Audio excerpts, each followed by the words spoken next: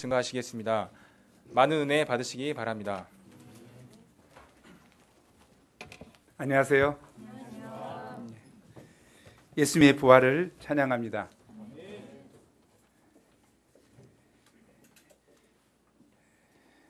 온 국민이 진도 앞바다 세월호 침몰 사건으로 인해서 슬픔과 애통함 가운데 있는 것 같습니다. 또 선장의 변명 때문에 분노하고 또 가족들은 너무 슬픔에 젖어서 청와대로 이제 구조가 늦어지니까 올라가야 된다고 그렇게 하고 있는 것 같습니다. 모든 국민이 슬픔 가운데 있는 것 같아요. TV를 보면서 어찌할 바 모르는 슬픔 가운데 있는 것 같습니다. 저도 말씀을 준비하면서 죽음의 세력에 짓눌린 온 국민과 함께 내 자신도 그냥 움츠려드는 것 같습니다. 그러나 분명한 사실은 예수님은 부활하셨습니다. 예수님은 사망 권세를 깨셨습니다. 온 국민을 슬픔에 빠지게 하고 아직까지도 우리 앞에서 우리 안에서 왕노릇하는 사망 권세를 파셨습니다. 승리하셨습니다. 예수님의 부활이 있기에 소망이 있습니다. 신자들마저도 슬픔 가운데 죽음의 권세 아래 여전히 갇혀 있다면 그것은 슬픔 자체인 것 같습니다. 오늘 부활하신 주님은 사망 권세를 파하시고 승리하셔서 부활의 산 소망을 우리에게 주십니다. 이 부활의 주님으로 인해서 감사하고 찬송을 드립니다. 슬픔을 이길 수 있기를 기도합니다.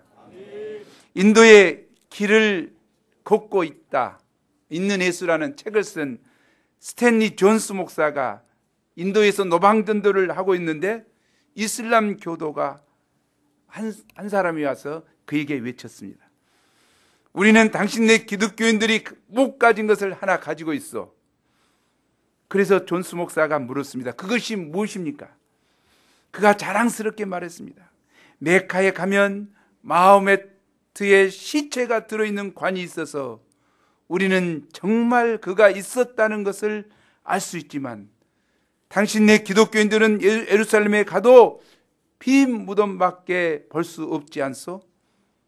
이 말에 스탠리 목사는 대답했습니다. 바로 그것이 당신네 이슬람교와 우리 기독교의 다른 점입니다. 예수님은 부활하셔서 승천하셨기 때문에 무덤 안에 계시지 않습니다. 아멘. 빈 무덤은 예수님이 부활하셨다는 확실한 증거입니다. 그렇습니다. 세계 종교 사상, 그 종교의 창시자가 죽었다가 부활한 예는 예수 그리스도 이외에는 없습니다. 아멘. 예수님의 죽으심과 부활이 없으면 기독교도 복음도 구원도 헛된 것이지 되고 맙니다. 기독교는 예수님의 죽으심과 부활로 이루어진 종교입니다. 예수님을 믿는다고 하면서도 부활에 대한 확신을 갖지 못할 때 그 신앙은 사상 누각이 될 수밖에 없습니다. 우리는 우리의 믿음을 십자가의 복음뿐만 아니라 부활의 복음 진리 위에 견고히 놓아야 합니다. 아멘. 오늘 말씀을 통해서 예수님의 부활이 오늘날 우리 인생들에게 주는 의미가 무엇인가를 배울 수 있기를 기도합니다. 또한 부활신앙을 가진 자가 이 땅에서 감당해야 될 사명이 무엇인가 다시 한번 영접할 수 있기를 기도합니다. 제1부 그가 살아나셨다. 1절에서 15절입니다. 1절을 보십시오. 예수님 안식일이 다하여 가고 안식 후 첫날 이른 새벽 미명에 막달라 마리아와 다른 마리아가 무덤을 보려고 왔습니다. 막달라 마리아는 원래 7 귀신 들렸던 여인이었습니다. 그녀는 예수님께로부터 치유와 구원의 은혜를 받고 너무나 감사하여 자신의 모든 소유로 예수님을 섬겼습니다. 그녀는 예수님 가시는 곳이면 어디든 따라다니는 그림자 충성을 하였습니다. 그런데 예수님께서 예루살렘에 열광적인 환영을 받으며 입성하신 후에 일주일도 채 안 되어서 갑자기 체포당하시더니 십자가상에서 못 박혀 비참하게 돌아가셨습니다. 그녀는 사랑하는 예수님을 갑작스럽게 잊어버리고 큰 충격을 받았습니다. 특히 예수님이 돌아가신 후에 당일 급히 장례를 지내는 바람에 제대로 예의를 갖출 수도 없었습니다. 마리아는 그 충격을 벗어나지 못하고 계속 울며 날을 지새다가 이제 안식일이 끝나자마자 다른 마리아와 함께 예수님께 향품을 발라드리기 위해서 나온 것입니다. 시체가 썩고 냄새나지 않도록 향품을 바르고자 하였습니다. 참으로 깊은 슬픔과 원수들에 대한 두려움을 이기고 새벽 어둠을 헤치고 무덤으로 가는 여인들의 예수님을 향한 사랑이 아름답고 감동적입니다. 2절에서 4절을 보십시오. 막달라 마리아와 다른 마리아가 무덤에 이르렀을 때 이미 큰 지진이 나며 주의 천사가 하늘로서 내려와 큰 돌을 굴러내고 그 위에 앉아 있는 것이었습니다. 그 천사의 모습은 번개 같고 그 옷은 눈과 같이 희었습니다. 잠잠하던 땅이 갑자기 크게 흔들리며 돌이 굴러지는 지진이 일어난 것은 하나님께서 전능하신 능력으로 이 사건에 개입한 것을 보여줍니다. 이때 군병들이 두루 무서워하여 떨며 죽은 사람같이 되었다는 것은 하나님의 영광이 임했음을 보여줍니다. 하나님의 영광이 임하면 아무도 그 앞에 설 자가 없습니다. 그저께 오후만 하더라도 예수님을 무덤에 넣은 후 육중한 돌로 맞고 무덤을 굳게 임봉했습니다. 그리고 빌라도는 종교지도자들의 요구에 따라 봉인을 하고 무장한 경비병들을 세워서 예수님의 시체를 아무도 훔쳐가지 못하도록 철저하게 지켰습니다. 이렇게 예수님을 죽이고 무덤에 가두고 봉인을 하면 모든 상황이 끝난 줄로 생각했습니다. 그러나 하나님은 바로 이때부터 상황 계시를 시작하셨습니다. 하나님이 일하시자 인간의 노력은 헛되었습니다. 여인들이 이런 상황을 보고 너무 놀라 어안이 벙벙할 때 천사가 여인들에게 더 놀라운 소식을 들려주었습니다. 그 소식이 무엇입니까? 5절 6절을 우리가 함께 읽죠. 천사가 들려주는 소식 시작. 천사가 너희는 무서워하지 말라. 십자가에 못 박히신 예수를 너희가 찾는 줄을 내가 아노라. 그가 여기 계시지 않고 그가 말씀하시던 대로 살아나셨느니라. 와서 그가 누우셨던 것을 보라. 우리는 천사가 전한 메시지 중에서 세 가지 사실을 발견할 수 있습니다. 첫째로 여인들은 십자가에 못 박히신 예수님을 찾고 있었습니다. 여인들의 뇌리에는 십자가에 못 박히신 후 창에 찔려 물과 피를 다 쏟으시고 처참하게 죽으신 예수님의 모습만이 박혀 있었습니다.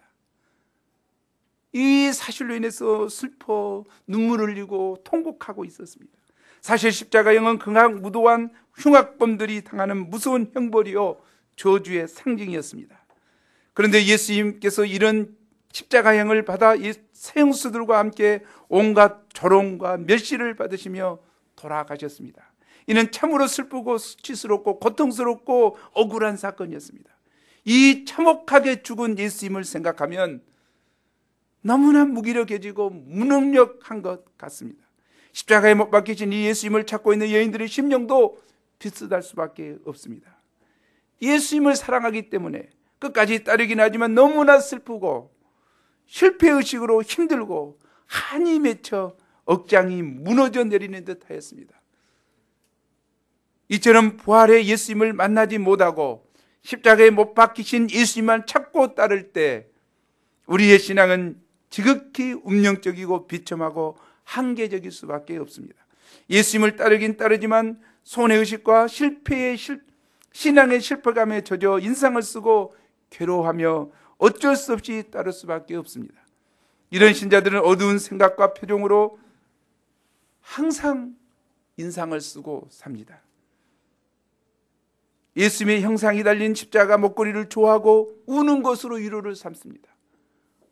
신앙생활 하는데 맨 눈물만 흘려. 왜? 자기 죄 때문에 죄를 용서하신 십자가에 못 박히신 예수님만 생각하고 있고요. 이런 사람은 그들의 신앙은 상당히 엄숙하고 고상하고 아름다운 것 같습니다. 그러나 그들은 세상에서 가장 불쌍한 사람입니다. 고린도전서 15장 19절에 걸려 세상에서 가장 불쌍한 사람이요. 그런 신앙생활을 하고 있는 사람. 왜냐하면 세상 쾌락도 누리지 못하면서 참된 신앙생활의 즐거움도 누리지 못하기 때문입니다. 세상 즐거움을 느끼지 못하면 신앙생활의 즐거움이라도 누려야 되는데, 그 기쁨을 누려야 되는데 세상 즐거움도 누리지 못하고 신앙의 즐거움도 알지 못하는 안타까운 사람이죠. 올바른 신앙생활이란 부활하사 승리하신 예수님을 만나서 슬픔과 운명을 극복하고 생명력 있고 기쁨과 감사가 넘치는 삶을 사는 것입니다. 아멘. 올바른 신앙생활이란 부활하사 승리하신 예수님을 만나서 슬픔과 운명을 극복하고 생명력 있고 감사와 기쁨이 넘치는 삶을 사는 것입니다. 우리의 죄 때문에 예수님께서 십자가에 죽으심을 믿는 것은 중요하지만 예수님께서 사망 권세를 파시고 승리하신 부활을 믿는 부활신앙은 더욱 중요합니다. 아멘. 따라서 우리가 부활절 때만 은혜를 받고 끝낼 것이 아니라 1년 내내 예수님의 부활하심으로 은혜 받고 부활신앙으로 살아야겠습니다. 부활신앙이 중요한 것 같아요. 그렇지 않으면 거룩하고 정말 진지한 삶을 신앙생활을 하지만 슬픔에 젖은 패배의식에 젖어 있는 삶을 살기 쉬운 것 같아요. 둘째로 예수님의 무덤은 비어 있었습니다. 아멘. 천사는 여인에게 그가 여기 계시지 않는다. He is not here. 그리고 와서 그의 누우셨던 자리를 직접 보라. Come and see the place where he lay. 그가 누웠던 자리를 봐라. Come and see the place. 그 자리를 봐봐라. 누워있던 자리를. 천사의 말대로 예수님은 무덤에 계시지 않았습니다. 이것은 예수님의 부활의 직접적인 증거입니다. 예수님의 무덤이 비우려면 예수님께서 부활하시거나 시신을 누가 훔쳐가는 수밖에 없습니다. 만약 시신을 누가 훔쳐갔다면 누가 훔쳐갔겠습니까? 제자들밖에 없습니다. 그러나 제자들은 그 시간에 무엇을 하고 있었습니까? 제자들은 시체를 훔쳐갈 만한 용기가 없었습니다. 제자들은 자신들도 예수님처럼 잡혀서 죽진 않을까 두려워하여 방문을 꼭 잠그고 합심하여 덜덜 떨고 있었습니다. 감히 용기가 없었어요. 이런 그들이 로마 군병들의 철통 방어를 뚫고 시체를 훔쳐간다는 것은 상상할 수도 없는 일입니다. 설사 훔쳐갔다고 하더라도 그 시체가 부활했다고 목숨을 내놓고 거짓말할 사람이 있습니까? 부활하지도 않았는데 부활했다고 하면서 십자가에 못 박혀 죽고 꼭 다 목숨을 내놓을 사람이 있냐 이 말이죠. 거짓말에 목숨 걸 사람이 있어요? 아무도 없죠. 부활의 증인으로서 제자들의 변화는 가장 강력한 부활의 증거 중에 하나입니다. 참 이건 은혜로운 이야기죠. 부활 예수님의 십자가에 못 박혀 죽기 전 베드로의 모습은 어떻습니까? 두려워서 겁먹고 나는 예수님의 제자가 아니라고 3번이나 부인했잖아요. 그리고 예수님 죽기 전에는 제자들 아무 능력이 없었어요. 힘없는 자들이었죠. 그러나 예수님이 십자가에 못 박혀 죽으셨습니다. 그런데 어떻게 됐습니까? 담대해졌잖아요. 그가 살아나셨다. 부활하셨다. 그리고 어쩌습니까? 병든 자를 고치고 죽은 자를 살리는 능력의 사람으로 바꿔줬어요. 어떻게 힘없고 겁쟁이였던 베드로가 예수님이 죽으시고 나니까 능력의 사람이 됐습니까? 그 사이에는 뭐가 있습니까? 십자가에 죽으신 사건밖에 없어요. 근데 이 베드로가 뭐라고 했습니까? 그가 살아나셨다. 부활을 증가하면서 능력의 사람으로 되었죠. 베드로의 변화는 무엇을 증가하는 것입니까? 예수님이 부활하셨다. 그의 증거대로 살아나셨다는 것을 증거합니다. 제자들의 변화는 가장 강력한 부활의 증거가 됩니다. 또 요한복음 20장에 보면 예수님의 빈 무덤 안에는 세마포가 놓여 있었고 머리를 쌌던 수건이 가지런히 객혀 있었다. 예수님이 입었던 옷이 벗겨져 있었고 예수님의 머리에 쌌던 이 세마 둥근들이 쌌던 수건들이 가득 착착 개어져 있었다는 거죠. 만약에 제자들이 누가 시체를 돌아갔다면 머리에 있는 옷을 다 벗기고 머리에 싸놨던 것을 다 벗기고 시체만 이거 가지고 갈 사람 있습니까? 냄새나고 더럽고 그런데 그것만 멍청한 놈이지 그것은요. 그리고 돌아가려면 빨리 모든 옷을 가지고 다 가야 되겠죠. 그러나 그대로 보게 마치 잠자고 일어난 그래서 잠옷을 벗어서 이렇게 가지런히 개놓은 물론 잠옷을 안 개놓은 사람도 있지만 가지런히 개놓은 잠자고 일어난 것처럼 자리가 그렇다는 거예요. 이불을 가지런히 개놓은 것처럼 되어 있다는 거예요. 이것은 무엇을 의미합니까? 부활의 사실을 증거하는 거죠. 참 중요한 것 같아요. 스탠리 목사가 증거한 것처럼 그 이슬람 인도인이 이야기한 것처럼 그 사람들은 시체 그대로 보관하고 있는 그것을 무덤을 갖다가 크게 여기지만 우리가 증거하는 것은 뭡니까? 빈 무덤이다. 빈 무덤. 빈 무덤의 증거는 뭡니까? 예수님은 부활하셔서 승천하셨다. 아멘. 이 부활하시다는 확실한 증거가 된 것 같습니다. 셋째로 예수님은 말씀하시던 대로 부활하셨습니다. He has risen just as he said. 그가 말했던 것처럼 예수님이 말했던 것처럼 He has risen. 그는 부활하셨다. 아멘. 예수님은 십자가형을 당하시기 전에 여러 차례 자신의 죽음과 부활에 대해서 자세히 언급하셨습니다. 마태복음 16장 21절, 17장 23절, 20장 19절, 26장 32절에서 자세하게 자신이 어떻게 제사장에게 이렇게 팔려서 끌려가서 신문받고 어떻게 십자가에 죽을 것인가를 자세하게 이야기했죠. 자기 죽음에 대해서 언제 죽을 것인가를 자세히 알고 어떻게 죽을 것을 자세히 알고 예언한 사람이 있냐 이 말이죠. 그리고 죽으신 지 사흘 만에 내가 살아날 것이다. 그것을 자세하게 이야기해놨어요. 예수님은 그랬을 뿐만 아니라 만약에 예수님이 죽으시기 전에 네 차례, 더 말하면 5차례나 계속 나는 죽은 지 사흘 만에 부활하겠다고 이야기했다 이 말이죠. 그런데 부활하지 않았다면 어떻게 됩니까? 예수님이야말로 거짓말쟁이요 사기꾼이요 천하에 못 쓸 사람이 되겠죠. 예수님은 자신이 부활하겠다고 하면서 살아나겠다고 이야기하시고 그 말씀대로 살아나신 것이죠. 그렇기 때문에 그분이야말로 하나님의 아들이시고 약속하신 메시아이신 것을 알 수가 있습니다. 아멘. 이 중요한 이야기 같아요. 기독교는 예수님의 부활은 히스토리컬한 팩트다는 거죠. 역사적인 사실이라는 거죠. 역사적인 사실 중요한 이야기예요. 예수님의 부활은 역사적 사실이에요.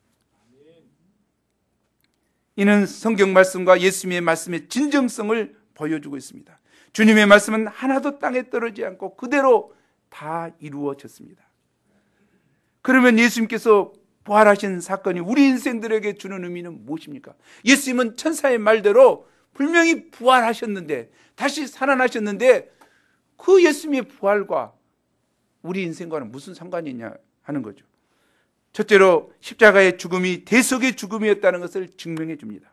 죄 없으신 예수님은 우리 죄를 위해서 대신 십자가에 못 박혀 죽으신다고 말씀하셨습니다. 만찬하시면서 성만찬하시면서 내가 너희를 위하여 흘리는 바 만민을 위하여 흘리는 죽으실 것을 말씀하셨죠. 대속의 죽음이다. 그런데 만일 죽은 후에 부활하지 못하셨다면 그 사실을 증명할 것이 없죠. 또한 죄의 싹은 사망이라고 했는데 예수님도 죽고 부활하지 않았다면 죄 가운데 죽었는갑다. 죄 싹으로 그렇게 되잖아요. 그러나 예수님이 부활하심으로 우리를 대신해서 죽으신 것이 증명이 된 거다고 말이죠. 이 대속의 죽음이라는. 그래서 우리가 예수님의 피와 십자가의 은혜에 의지해서 회개하고 제사함을 받을 수가 있는 것이죠. 우리 죄를 위해서 예수님이 죽으셨다는 것이 증명이 된 거죠. 부활을 통해서. 아멘. 둘째로 예수님이 바로 하나님의 아들이시오 약속된 메시아이심을 드러내줍니다. 예수님은 죽은 권세를 파시고 부활하심으로 그 능력으로 하나님의 아들로 인정을 받았습니다. 로마서 1장 3, 4절은 말합니다. 우리 함께 읽어보죠. 시작.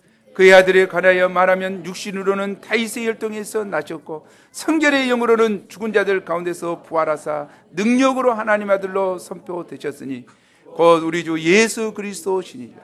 이게 육신으로는 계속 예언된 것처럼 아브라함의 후손, 더 나아가서 다윗의 후손 중에서 태어났죠. 혈통을 받았죠. 능력으로는 어떻습니까? 부활하심으로 하나님의 아들로 인정되다. 신성이 드러났다는 거죠. 부활을 통해서 인간으로 오셨을 뿐만 아니라 하나님으로 오셨다는 거죠. 그것이 뭘로 드러납니까? 부활의 능력으로 드러났다는 거죠. 예수님은 하나님의 능력으로 부활하심으로 자신의 신성을 드러내시고 이 땅에 오신 하나님이심을 나타내셨습니다.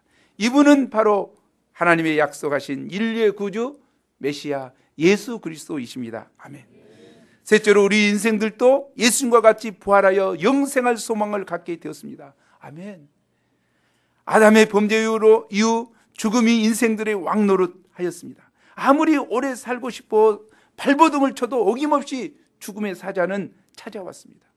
뭐 불로초를 먹네, 불로장생 오가피주를 먹네, 뭐 별것을 다 먹어도 지금까지 살아있는 사람이 있다고 신문에 난 적 있어요?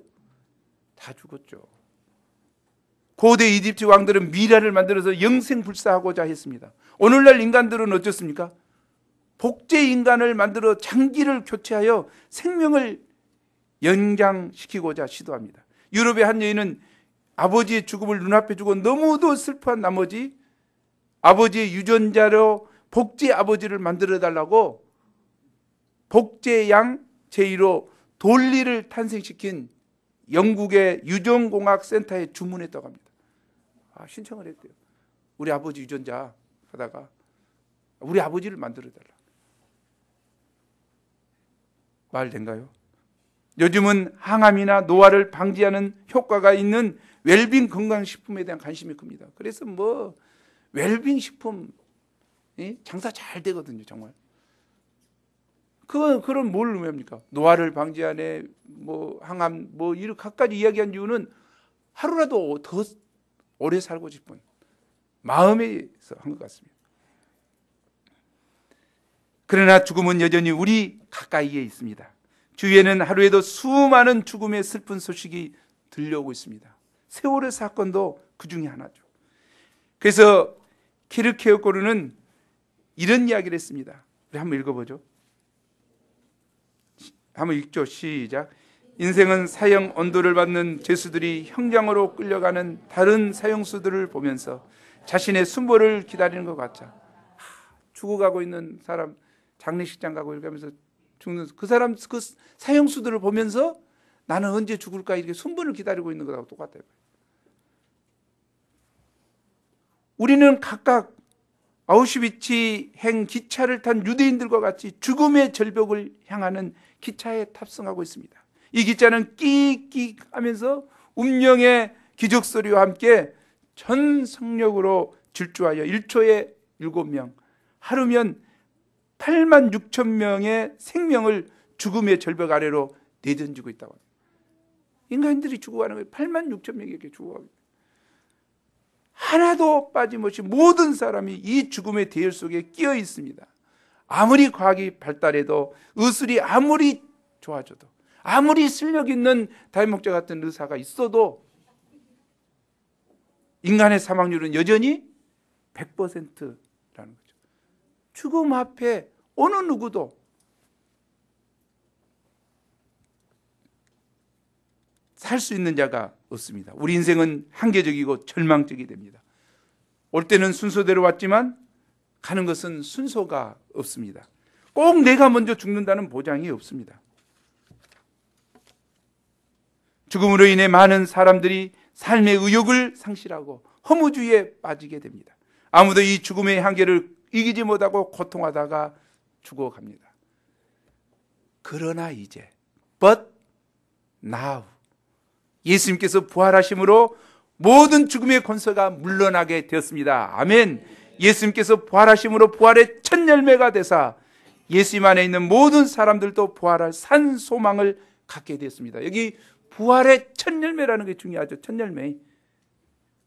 감나무를 심었다. 감나무를 심어가지고 감을 딱 따보니까 단감이었다. 첫 열매가.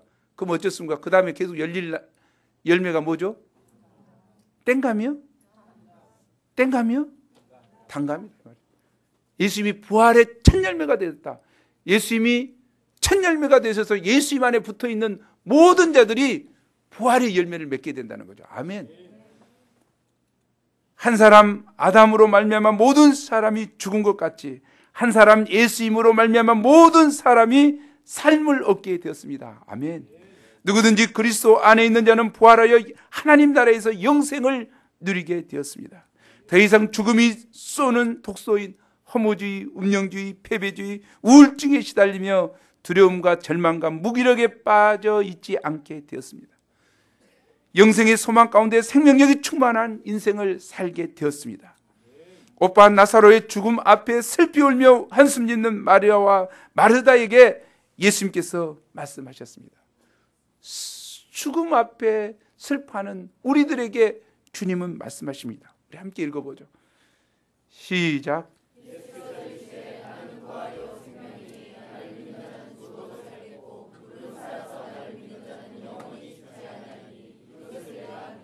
나는 부활이요 생명이니. I am the resurrection and the life. 예수님은 현재 I am, 현재 부활이고 생명이 된다. 그래서 그 나를 믿는 자는, 이 예수님을, 부활이요 생명이신 예수님을 믿는 자는 죽어도 살겠고 무릇 살아서 나를 믿는 자는 영원히 죽지 않는다. 아멘. 영원히 죽지 않는다. 부활의 소망. 때로 우리가 예수님의 부활의 사실은 믿으면서도 우리가 사도 바울과처럼 나는 날마다 죽노라 하는 부활신앙으로 살기가 어렵다고 생각합니다. 하지만 부활신앙을 실제 우리 삶에 적용하는 것이 중요합니다. 매일 우리 실제적인 삶에 부활, 예수님이 부활하셨고 내게 부활의 능력으로 내게 함께 하시고 계신다. 또 장차는 부활, 우리도 부활하여서 신령한 몸을 던지게 될 것이다. 영생복락을 누리게 될 것이다. 이 부활신앙을 순간순간 새기며 그 부활신앙으로 사는 것이 중요합니다. 우리가 부활신앙을 붙들 때 부활의 능력으로 승리하는 사명인의 인생을 살 수 있습니다. 예수님은 부활하셨습니다. 이것이 이론에 나에게는 어떻게 임하냐고 말이죠. 그 부활했다는 사실, 그걸로 멈춰버리냐고 말이에요. 이론으로 멈춰버리냐, 아니면 부활하셔서 사단 마귀의 권세를 깨시고 사망 권세를 깨시고 승리하신 부활의 능력이 내게 임하느냐고 말이죠. 부활의 능력이, 생명력이 내게, 나의 삶에 영향을 미치고 사느냐고 말이죠. 그래도 우리도 동일한 예수님처럼 승리를 하느냐고 말이죠. 어떤 인생을 삽니까? 우리가 예수님의 부활을 이론에 멈추지 않고 나의 실제 삶에 적용하는, 예수님의 부활이 나를 살리는 생명력으로 역사하는, 그리고 영혼을 살리는 생명력으로 역사하는 저와 여러분이 되어야 되겠습니다. 7절을 보십시오. 천사는 여인들에게 빨리 가서 제자들에게 예수님의 부활 소식을 알리라고 하였습니다. 예수님께서 살아나셨을 뿐만 아니라 전에 약속하신 대로 먼저 갈릴리로 가실 것이니 거기서 만나자고 하였습니다. 그러자 여인들은 무서움과 큰 기쁨으로 무덤을 빨리 떠났습니다. 여인들의 심령에 급작스러운 사건으로 인한 얼떨떨함과 큰 기쁨이 묘하게 교차되었습니다. 부활 소식을 들은 여인들의 심령에 기쁨이 넘쳐나기 시작했습니다. 어느새 눈물은 그치고 입가에서 한박 웃음이 터지고 가슴 속에서도 환희의 탄성이 터져 나왔습니다. 이른 새벽 무덤으로 향하는 여인들의 발걸음은 무겁고 어두웠습니다. 슬펐습니다. 그러나 부활의 소식을 접한 그들은 너무 기뻐서 예수님의 부활 소식을 제자들에게 전하고자 힘차게 달려갔습니다. 여인들이 천사는 뭘 하겠습니까? 빨리 가서 제자들에게 부활 소식을 알려라. 여인들도 어떻습니까? 알리고자 빨리 힘차게 달려갑니다. 근데 부활 소식은 이왕이 부활해버렸으니까 천천히 가면 되지. 뭐 저도병원 주위에 그 꽃들도 구경하고 좀 차분히. 그러나 부활 소식은 그렇게 전할 수가 없는 것입니다. 왜냐하면 제자들이 시름시름 죽고 있어. 지금 슬픔과 절망 가운데 죽어가고 있는 제자들을, 또 죽음의 권세 앞에 신음하고 있는 영혼들을 구원하는 데는 이 부활 소식이 중요하다. 부활이 있다, 이 복음이. 그래서 그들은 힘껏 달려가 복음을 전했습니다. 이렇게 헐레벌떡 달리기를 하고 있는데 예수님이 갑자기 등장하십니다. 9절이죠. 예수님은 여인들이 더 분명한 부활의 증거를 가지고 소식을 전하기를 원하셨습니다. 그리고 예수님은 평안하뇨 자연스럽게 인사했습니다. 그러자 여인들은 이분이 예수님이신 줄 알고 나아가 그 발을 붙잡고 경배했습니다. 경배했다는 것은 예수님께서 경배를 받으시기에 합당한 분이심을 인정한 것입니다. 부활하신 예수님은, 사망 권세를 깨시고 승리하신 예수님은 만왕의 왕이시오 만주의 주로서 우리 인생들의 경배를 받기에 합당하신 분이십니다. 아멘. 이때 예수님은 무서워 말라, 가서 내 형제들에게 갈릴리로 가라 하라. 거기서 나를 보리라. 동일한 말씀을 하신 것 같습니다. 놀랍게도 예수님은 제자들을 내 형제들이라고 했습니다. 이제 부활하셨고 하늘과 땅의 모든 권세를 가지신 예수님은 야, 그 찌질한 것들한테 가서 나 살아났다고 전해라, 이렇게 하지 않으셨어요. 내 형제들에게, 연약한 제자들을 형제로 맞아주시고 동일한 마음으로 그들을 세워주시는 것을 알 수가 있습니다. 우리에게도 마찬가지죠. 하나님께서는 예수 그리스도를 우리 많은 형제들 가운데서 마다리리 되게 하시고, 이는 우리가 예수님의 형상을 본받아 장성한 분량까지 성장하도록 우리를 돕고자 하십니다. 우리에게도 동일하게 예수님은, 부활하신 예수님은 형제여 하실 것입니다. 아멘. 형제여, 상수 형제 힘내.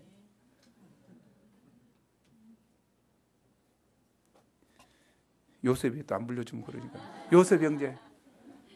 11절에서 15절에는 예수님의 부활을 은폐하려는 종교 주자들의 부패한 모습이 나옵니다. 그들은 손으로 하늘을 가리고 하늘이 없다고 말하는 어린아이 같은 어리석은 일을 도모하였습니다.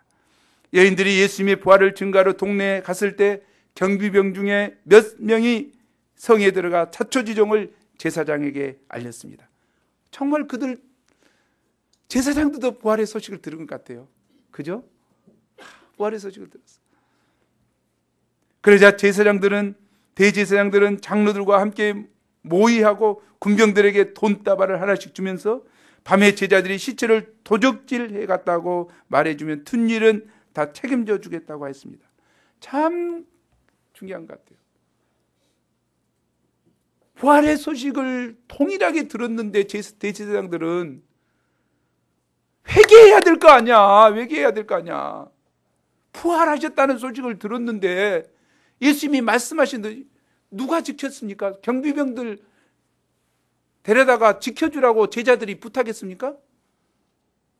자기들이 예수님이 생전에 살아난다고 했다. 그러니까 그 도둑질해가지고 시체를 도둑질해가지고 살아났다고 하면 곤란하니까 우리가 지키겠다 그랬잖아요. 자기들이. 이 빌라도한테 가서 군병 좀 주라. 그러고 철통같이 지켰잖아요. 그 자기들이 지켰으면 부활을 누가 믿어도 제자들은 안 믿었어. 그런데 대제사장들은 믿었단 말이에요. 그랬을지도 모르겠다 했다. 그러니까. 그런데 예수님은 어쩌냐면 경비병들을 통해서 부활했다, 살아났다 소리를 들었잖아요. 그럼 어떻게 해야 돼? 정말 회개하고 예수님을 주요 그리스도로 영접할 수 있는 절호의 기회였는데 그 기회를 놓쳐버린 거야. 어떻게 합니까? 그것을 가리고자 돈다발을 주고 군병을 거짓말이라고 이렇게 하면 되냐 이 말이죠. 양심이 허임맞은 것이죠. 예수님의 오늘 말씀을 통해서 예수님의 부활이 분명한 사실이라는 것을 영접이 되면 우리가 이 여인들처럼 제자들처럼 변화된 삶이 돼야지, 분명한 사실을 듣고도 쾌락 때문에 자기 못 때문에 덮어버리면 되냐고 말이죠. 양심이 화인 맞은 것이지. 우리가 예수님의 부활은 확실한 사실입니다. 우리가 이 사실을 심령에 영접하고 예수님의 부활을 확신하면서 그 부활신앙으로 살아야 돼요. 제2부 모든 족속으로 제자를 삼으라. 16절에서 20절입니다. 16절을 보십시오. 드디어 부활하신 예수님과 11제자가 갈릴리 한 산에 모였습니다. 예수님께서 갈릴리에서 모이고자 하신 것은 이곳에서 새로운 출발을 하고자 하심이었습니다. 예수님의 사역이 대부분 이곳에서 행해졌고 제자들도 대다수 갈릴리 출신이었습니다. 예수님은 처음 제자들을 부르신 바로 이곳에서 제자들과 그동안 소원해진 사랑의 관계성을 회복하고 다시 중차대한 사명을 맡기기를 원하셨습니다. 이곳에서 제자들은 부활하신 예수님께 정식으로 경배를 하였습니다. 그리고 예수님은 이제 18절에서 20절에서 말씀하십니다. 명령을 하시죠. 18절에서 20절 우리 함께 읽어보죠. 시작.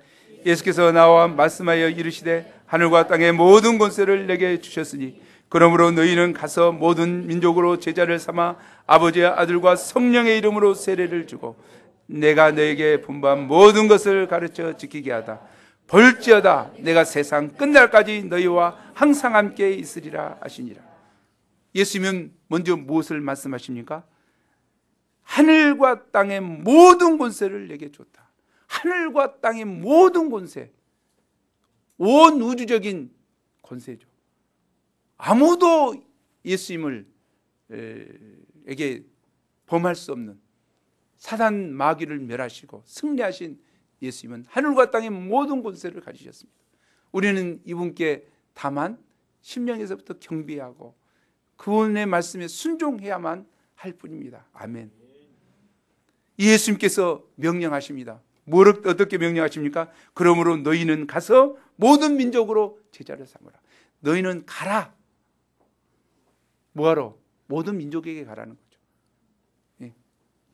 한국 민족에게. 이 땅에 있으면 한국 민족이 가서 내 가족들과 내 직장에도 뭘로 가는 거죠? 선교사로 간 거예요. 직장에. 그냥 돈벌이하러 간 것이 아니고 선교사로. 그래서 선교사의 마인드로 여기서 살아라. 학원에 간다? 왜? 선교사로. 공부만 하러 간 것이 아니라 선교사로. 이 모든 우리가 가 있는 머물고 있는 모든 것이 어떤 것이다? 나의 선교지다. 그걸 원하신 거예요. 한국 민족을 빼라겠습니까? 모든 족속 중에 한국 민족도 들어가 있다니까. 우리가 한국 민족으로 전해야죠. 그래서 어느 곳에 가든지 주의 복음을 전가하는. 그러나 더 이 모든 민족이라는 것은 유대인인 그들에게 있어서 유대인에게 전하는 것은 경한 일이고 세계 선교를 하는 거죠. 이 모든 족속들 233개국에 가서 족속들에게 복음을 전하도록 하신 것 같습니다. 우리나라는 지난해 통계로 307만 8천 명의 고학력 백수들이 있다고 합니다. 이 사람들이 여가 있으면 뭐 할 거야? 복음을 들었으면 가라 하는 명령에 영접을 해야지. 그럼 어디로 가? 모든 민족이 가는 거죠. 그러면은 어떤 일이 일어나? 우리나라에게도 이익이고 백수 수가 줄어드니까 그 나라 가서 복음을 전하니까 하나님께도 영광이고. 아멘. 거룩한 백수들 우리 모두 모든 민족에게 갑시다. 아멘. 아니 정말 중요한 거예요. 그곳에 세계는 많죠. 그러면 가서 구체적으로 무엇을 해야 되는가? 무엇을 해라 합니까? 모든 민족으로 제자 삼는 것이죠. 여기 모든 민족으로 제자 삼되 가서 어떻게 해라는 이야기인가? 이것은 복음을 전파했다는 사실만으로 만족하지 말고 한 사람 한 사람이 구체적으로 예수님의 제자가 되기까지 1:1로 양육해야 된다는 것입니다. 예수님이 가서 복음만 전해라 이렇게 하지 않았어요. 모든 민족으로 제자 삼아라. 제자라는 건 중요하죠. 예수님은 12제자를 제자 삼기 위해서 어떻게 했습니까? 3년 동안 동고동락하면서 말씀을 가르치고 그들을 사랑하시고 끝까지 온 정열을 다 줬잖아요. 그것이 제자 삼는 거예요. 복음만 전하는 게 아니잖아요. 우리가 전도할 뿐만 아니라 전도한 사람을 책임성 있게 양육하는 것은 쉽지 않습니다.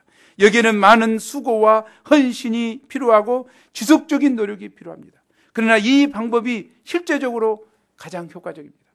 어떤 사람 우리 UBF 생활은 1:1 제자 양성 그것만 없으면 살만하겠다.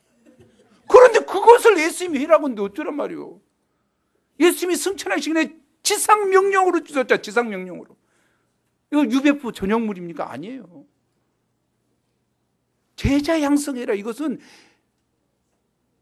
부활하시고 승천하시기 전에 정말 명령으로 주신 거예요. 유언과 같은 명령이잖아요. 우리는 부모님의 유언 오면 이거 어찌하든지 지키고자 하잖아요. 우리도 이 예수님의 이 승천하시기 전에 주신 이 지상명령에 어찌하든지 순종하고자 해야 될까? 1:1을 할 겁니까? 안 할 겁니까? 아니, 이거 내가 말한 거 아니라 예수님 명령이다니까. 양에게 복음을 전할 뿐만 아니라 그를 양육하는 게 중요하다. 성장하도록, 하나님의 사람이 되도록 성장하는 게 중요하다. 이 양육하는 데는 오랜 시간이 걸리고 힘들고 어려울 수 있습니다. 그러나 끝까지 그것을 감당하는 것이 중요하죠. 그리고 예수님은 제자로 삼는 방법을 2가지로 제시하셨습니다. 첫째는 아버지의 아들과 성령의 이름으로 세례를 주는 것이고, 이거 세례를 준다는 것은 십자가 부활을 깊이 영접하는 것이고, 또 많은 사람 앞에서 내가 하나님의 자제임을 선포하는 것이죠. 교인이 됐음을 선포하는 것이죠. 또 2번째는 뭐였습니까? 세례 베푸는 것과 함께 매우 중요한 것이 예수님께서 제자들에게 분부한 모든 것을 가르쳐 지키게 하는 거죠. 가르쳐, 여기서 멈춰버리기 쉽잖아요. 지키든지 말든지 아무것도 아니죠. 지키도록 순종하는 것을 봐야 돼요. 순종하도록 해야 된단 말이에요. 팀 목자들이 힘든 것이 뭐예요? 순종을 안 하니까 힘들다고 말이에요. 그러나 순종하도록 해야 된다 이 말이죠. 순종하도록. 그리고 팀원들도 뭐예요? 배우려고만 하는 건 곤란하다 이 말이죠. 배웠으면 순종하고자 하려고 해야 된다. 그게 중요한 얘기죠. 그것이 피차 간에 하나님을 기쁘시게 하는 일이죠. 하나님 앞에 믿음의 상장으로 성장할 수 있는 길이라고 생각합니다. 만약에 우리가 순종을 배우지 못하고 말씀을 실천하는 것을 배우지 못하면 머리에 든 것만 많아지고 몸은 아무것도 없는 ET같이 된다니까. ET 신앙 얼마나 많아요 진짜. 우리나라 정말 기독교인들의 대부분이 ET죠. ET 신앙이죠. 배우는 것은 많고 아는 것은 많은데 실천이 없는. 그래 우리는 ET가 아니라 정말 머리와 몸이 균형 잡힌, 뭐라고 해야 되나? ET 말고. 예수님은 한 가지 더 약속을 하십니다. 명령만 하시지 않고 약속을 하신 것 같아요. 20절 하반절 함께 읽겠습니다. 시작.